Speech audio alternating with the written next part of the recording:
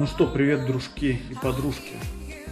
Сейчас в двух словах вам расскажу, что сейчас я строю. Поскольку дом, в котором я сейчас нахожусь, со скандинавскими такими мотивами, что мы чаще всего видим на дизайнах скандинавских домов? Какие отопительные приборы?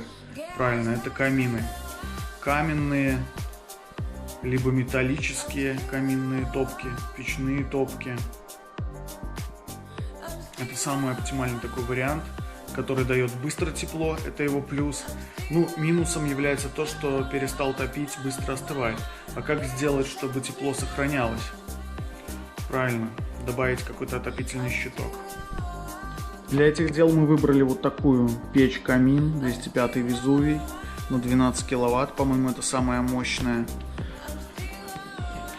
Здесь плита, там дальше лежит.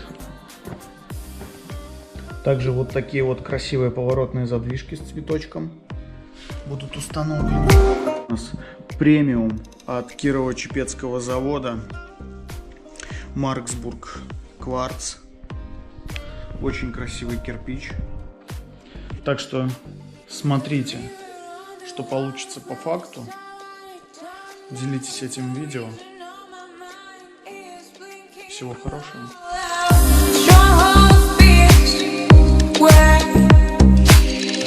Waking up, what